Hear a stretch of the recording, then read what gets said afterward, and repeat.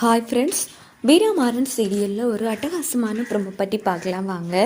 அதுக்கு முன்னாடி நம்ம சேனலை சப்ஸ்கிரைப் பண்ணாதவங்க கீழே இருக்கிற சப்ஸ்கிரைப் பண்ணி கிளிக் பண்ணிவிட்டு பக்கத்தில் இருக்கிற பெல் பட்டனையும் கிளிக் பண்ணிடுங்க. சரி வாங்க வீடியோக்குள்ளே போகலாம்.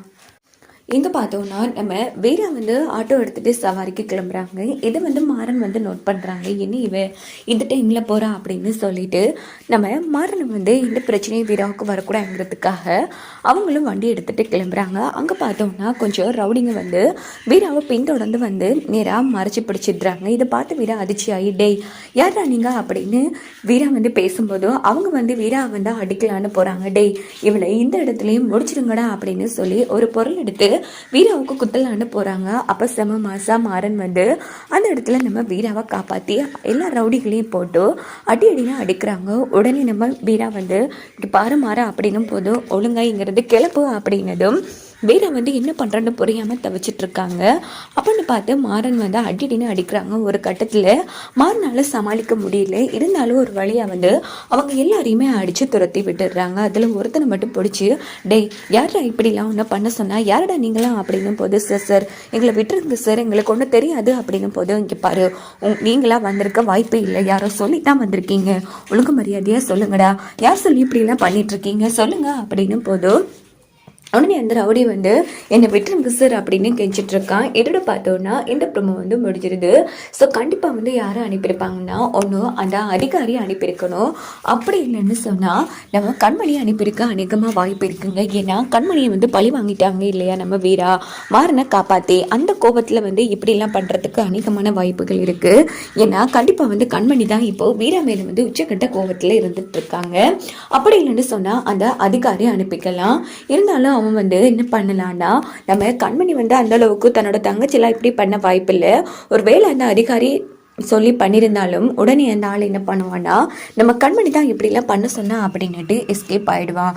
இதனால மாறன் செம அதிர்ச்சி ஆகுவாங்க. உடனே வீராவும் அதிர்ச்சி ஆகுவாங்க.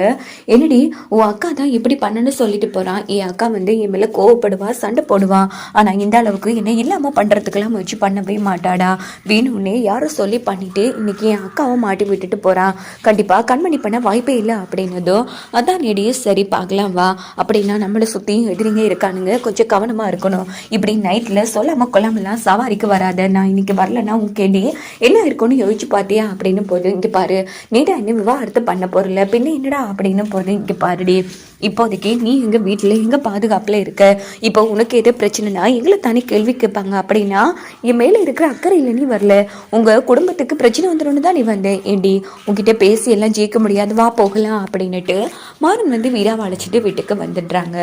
ஸோ அடித்து நம்ம மாறனோட சட்டையெல்லாம் கிழிஞ்சிருக்கு. அப்போது ராமச்சந்திரன் வள்ளியெல்லாம் பதட்டப்படுறாங்க. என்னாச்சுடா என்னடா இது மறுபடியும் அடிக்கடி சண்டை ஆரம்பிச்சிட்டியா அப்படின்னதோ இல்லை மாமா அதெல்லாம் இல்லை, யாரோ கொஞ்சம் ரவுடிங்க என்னை தாக்கலான்னு முயற்சி பண்ணாங்க, ஐயோ என்னம்மா சொல்ற உனக்கு ஒன்றும் ஆகலை, இல்லை மாமா நல்ல வேலையா பார்த்து மாறன் சரியா வந்துட்டா, இல்லைனா அவ்வளோதான் அப்படின்னது நல்ல வேலை மாறா வீராவுக்கு ஒன்றும் ஆகலை, உனக்கு எது பிரச்சனையா அப்படின்னு வள்ளி பதட்டப்படுறாங்க. அத்தை உன் கண் முன்னாடி நல்லா தானே இருக்கேன், எனக்கு ஒன்றும் இல்லைத்தான் அப்படின்னதும் இங்கே பாருமா வீரா இங்கே பாரு இப்போ அடிக்கடி மாறன் உன்னை காப்பாற்றுவானா, இப்போ தற்செயலாக எது நடந்தா என்னம்மா பண்ணுறது, இப்படி நைட்ல எல்லாம் சவாரி போகிறத குறைச்சிக்கோமா அப்படின்னதும் உடனே நம்ம வீராவும் சரிங்க மாமா அப்படிங்கிறாங்க.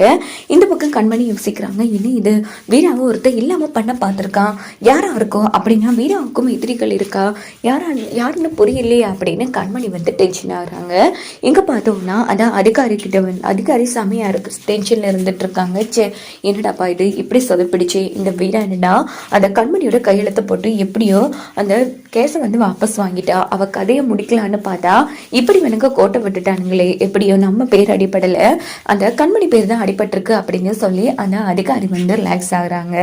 இந்த பக்கம் பார்த்தோம்னா வீரா நடந்த பிரச்சனைகளை நினைச்சு யோசிச்சுட்டு இருக்காங்க, யாரா நம்மளை இந்த அளவுக்கு இப்படி பண்ண பார்த்துருப்பாங்க அப்படின்னு. அப்படின்னு பார்த்து மாறாங்க, என்னடி யார் ஒன்று இப்படிலாம் பண்ணிருப்பான்னு யோசிக்கிறியா, நீதான் அந்த கண்மணியோட கையெழுத்து போட்டு என்னோட கேஸை ஸ்டே ஆர்டர் வாங்கினில்ல, அந்த கோபத்தில் அந்த அதிகாரி கூட உன்னை இப்படி பண்ண பார்த்துருக்கலாம்ல அப்படின்னது. டேய் இந்த விஷயம் உனக்கு எப்படி தெரியும், இங்கே பாரு கண்டிப்பா கண்மணி அண்ணியெல்லாம் இப்படி ஸ்டே ஆர்டர் வாங்குற அளவுக்கு அவங்களாம் நல்லவங்க கிடையாதுடி, அதே மாதிரி நீ தான் இந்த வேலை பார்த்துருப்பண்ணு எனக்கு தெரிஞ்சிச்சு அப்படின்னு சொன்னதும் மீரா அதிர்ச்சி ஆகுவாங்க. வாங்க வெயிட் பண்ணி பார்க்கலாம்.